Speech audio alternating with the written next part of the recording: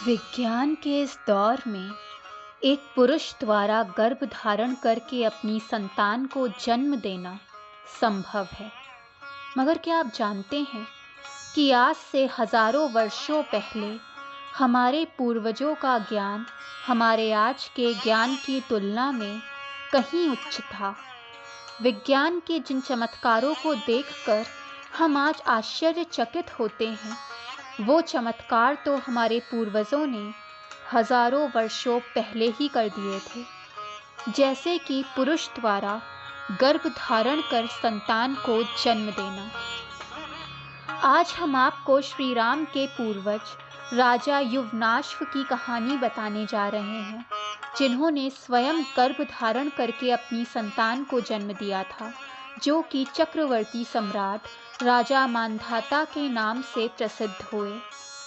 रामायण के बालकांड के अंतर्गत गुरु वशिष्ठ द्वारा भगवान राम के कुल रघुवंश का वर्णन किया गया है। ब्रह्मदेव के पुत्र मरीचि से कश्यप का जन्म हुआ। कश्यप के पुत्र थे विवस्वान। विवस्वान के पुत्र थे वैवस्वत मनु, जिनके 10 पुत्रों में से एक का नाम इक्ष्वाकु था। राजा इक्ष्वाकु ने अयोध्या को अपनी राजधानी बनाया और उन्होंने ही इक्ष्वाकु वंश को स्थापित किया। इसी वंश में राजा युवनाश्व का जन्म हुआ, लेकिन उनका कोई पुत्र नहीं था।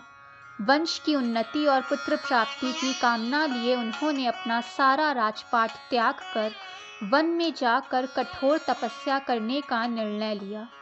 वन में अपने निवास के दौरान उनकी मुलाकात महर्षि भृगु के वंशज च्यवन ऋषि से हुई। च्यवन ऋषि ने राजा युवनाश्व के लिए इष्ट यज्ञ कराना आरंभ किया, ताकि राजा की संतान जन्म ले सके।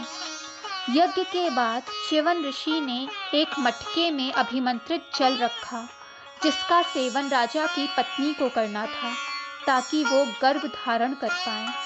राजा युवनाश्व की संतान उत्पत्ति के उद्देश्य से हुए यज्ञ में कई ऋषि मुनियों ने भाग लिया और यज्ञ के बाद सभी थकान के कारण गहरी नींद में सो गए। रात्रि के समय जब राजा युवनाश्व की नींद खुली तो उन्हें भयंकर प्यास लगी। युवनाश्व ने पानी के लिए बहुत आवाज लगाई, लेकिन थकान की वजह से गहरी नींद में सोने के कारण किसी ने राजा की पुकार नहीं सुनी। ऐसे में राजा स्वयं उठे और पानी की तलाश करने लगे। राजा युवनाश्व को वो कलश दिखाई दिया जिसमें अभिमंत्रित जल था। इस बात से बेखबर कि वो जल किस उद्देश्य के लिए है, राजा ने प्यास की वजह से सारा पानी पी लिया। जब इस बात की खबर ऋषि च्यवन को लगी तो उन्होंने राजा से कहा कि उनकी संतान अब उन्हीं के गर्भ से जन्म लेगी। जब संतान के जन्म लेने का सही समय आया, तब दैवीय चिकित्सकों अश्विनी कुमारों ने राजा युवनाश्व की कोख को चीर कर बच्चे को बाहर निकाला। बच्चे के जन्म के बाद ये समस्या उत्पन्न हुई कि बच्चा अपनी भूख कैसे मिटाएगा। सभी देवगण वहां उपस्थित थे। इतने में देवराज इंद्र ने उनसे कहा कि वो उस बच्चे के लिए मां की कमी को पूरा करेंगे। देवराज इंद्र ने अपनी उंगली शिशु के मुंह में डाली, जिसमें से दूध निकल रहा था, और कहा, मम धाता, अर्थात मैं इसकी माता हूँ। इसी कारण से उस शिशु का नाम ममधाता या मांधाता पड़ा। कहते हैं कि राजा मांधाता ने सूर्योदय से लेकर सूर्यास्त तक के राज्यों पर धर्मानुकूल शासन किया था।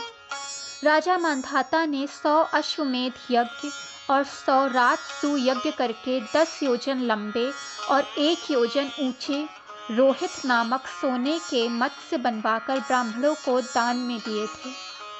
लंबे समय तक धर्मानुकूल रहकर शासन करने के बाद राजा मांधाता ने भगवान विष्णु के दर्शन करने के लिए वन जाकर तप करने का निर्णय लिया और विष्णु भगवान के दर्शन के बाद वन में ही अपने प्राण त्याग कर स्वर्गलोक की ओर प्रस्थान किया।